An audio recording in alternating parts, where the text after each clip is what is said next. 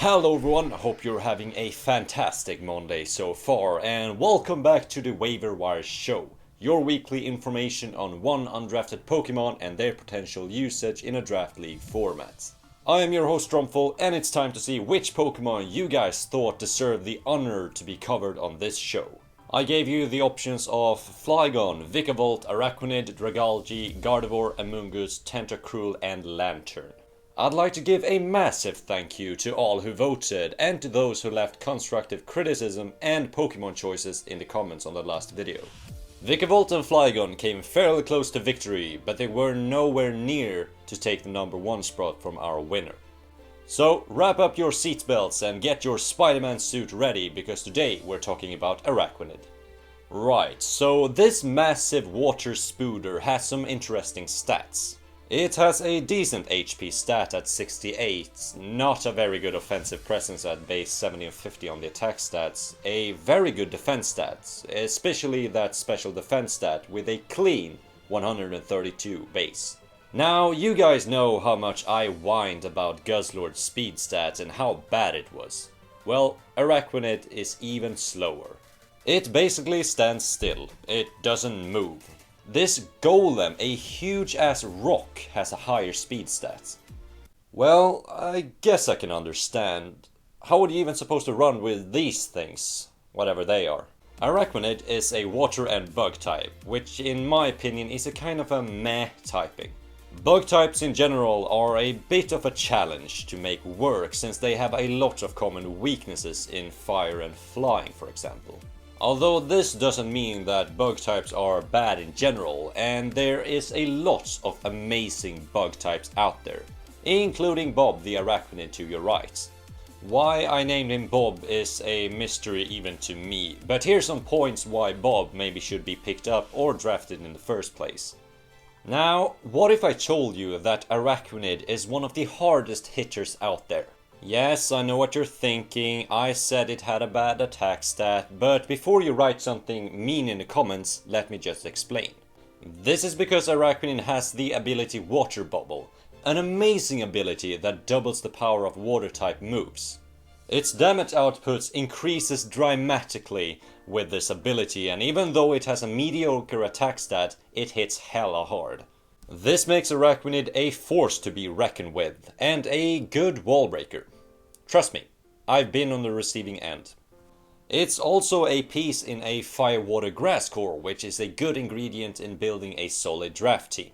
Last but certainly not least, Araquanid has amazing bulk as stated before, which could make it a nuisance for teams to take down.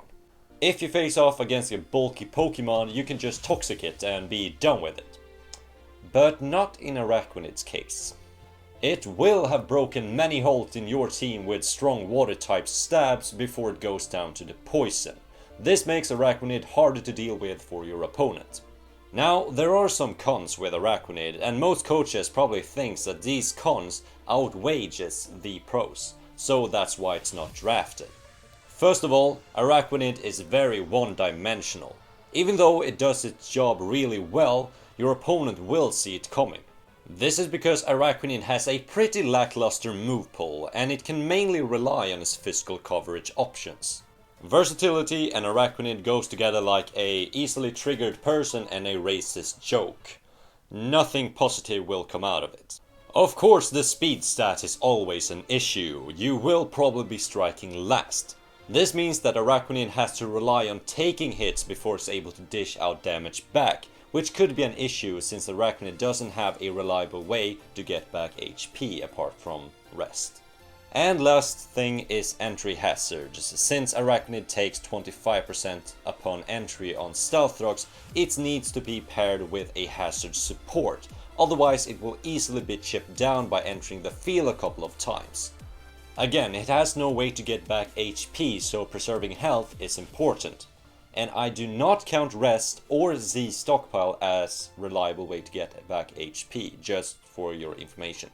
But I think it's time to stop trash talk Araquanid at this point, since it actually looks like it will start crying at any minute. So let's see what we can do instead with it on Pokemon Showdown.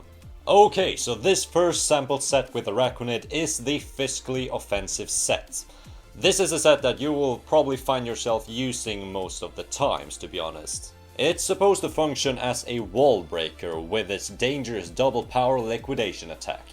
Item for this set should be something that increases your damage output, since that's the main objective with this set. I have a choice band on this set, but feel free to go with a life orb or any other offensive item. It's really up to you. The other moves are Leech Life to maybe get back some HP, Poison Jab for grass types that might want to switch in, and then I put Lunge in the mix. It might come in handy sometimes, who knows, when you really need to stop your opponent from setting up Dragon Asses maybe, since Lunge will keep dropping their attack and only giving them a speed boost. Might be easier to handle, I don't know. EVs are put into HP and attack to maximize your overall bulk and have the highest damage output possible with an adamant nature. Now, Araquanid has a lot of potential when it comes to specific EV spreads to survive a clutch hit or something, so I would probably play around with this if I'm you and supposed to use this set. Now, just a little side note before we move on, try having a uneven HP stat on your Araquanid. This makes you take less damage from stealth rocks and give you 5 switchings instead of 4, which could be amazingly valuable. Okay, so set number 2 is a bulky spider, as I call it. The item is a assault vest that really makes Araquanids amazingly hard to take down, coupled with that nice special defense stat. Since Araquanid doesn't really have the best offensive move pool, the moves are pretty much the same. Although this time, Leech Life will be more valuable since getting back HP will be a key with this set. The only thing that's different apart from the offensive set is that this Araquanid has the attack Mirror Coat. Mirror Coat is a cool option on an Assault Vest set since it actually counts as an attack. With the Assault Vest, you will probably be able to take an attack from your opponent that they did not expect you to take and do massive amounts of damage back. An example of this is that your opponent probably thinks that Araquanid is a quote-unquote free Volt Switch. But this Araquanid should be able to take the attack and murder the incoming Pokemon with the Mirror Coat. The EVs might seem a little bit weird since the only two things that is relevant for this set is having attack and special defense. But having that extra bulk in defense makes this spider incredibly bulky on both sides, and makes it an even bigger nuisance to take down. Couple this with the attack Lunge that lowers your opponent's stacks over and over, and you got yourself a spider that will stay on the field for a while. But of course your opponent knows this. Liquidation is not a big problem. I got myself a physical tank that deals with physical Araquanid. Well, this is where the special Lure Araquanid comes in very clutch. Now, its special attack stat is worse than my home economics grade, but that doesn't stop the special Araquanid. Water Bubble still makes the Water Stab strong as balls. The item choice is a Life Orb, since you might be able to spot that I snuck in Liquidation even on a special moveset, so choice specs wouldn't be the best choice. No pun intended. The moves are Scald or Surf, it's up to you, Ice Beam and Hidden Power Electric for other water types. Now, if you want to be a man, you can always go and try to use Blizzard, but don't blame me when you miss. Now, funnily enough, that's about it when it comes to the special move pool for Araquanid. It's that small. But handy dandy Liquidation could be used as the last option to double surprise and hit from the physical side on this special set. That kinda makes it a mixed set, didn't think about that. Should I change it? Well, it's too late now, I guess. Since you don't have to worry about outspeeding anything with this Araquanid, you can just put a Quiet Nature on and max out your HP and special attack stat for some bulk and offense. Rest just goes into attack. And for this week's build set, I'd like to give a thank you to PokeAim MD who came up with this set. It's a Toxic Trapper set with Infestation, Toxic and Soak. Infestation, if you didn't know, traps your opponents in for several turns while simultaneously damaging them. This gives you the time and opportunity to soak your opponent, which turns them into a water type, which means that you can actually toxic the things that were once immune.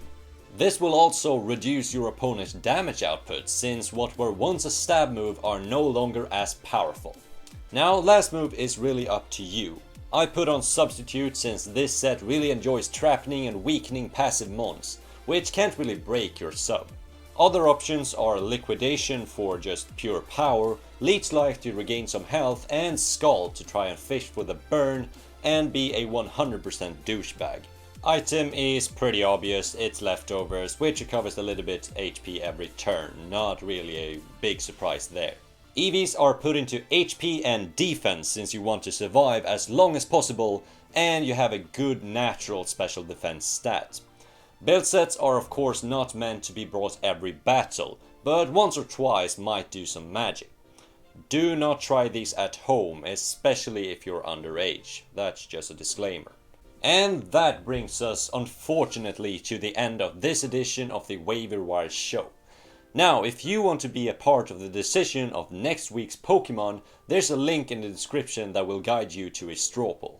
The options for next week are Alola Sandslash, Gastrodon, Drampa, Glaceon, Smeargle, Honchkrow, and Beware. This is a combination of Pokemon that you guys left in the comments and stuff that I have on my undrafted list. If you have any suggestions on which Pokemon should be put on this Strawpoll, please leave them in the comment section down below. Now I think it's time for me to stop wasting your time when you should clearly be doing some homework. Thank you for tuning in, I've been your host Strompfel and I'll see all of you next week. Goodbye.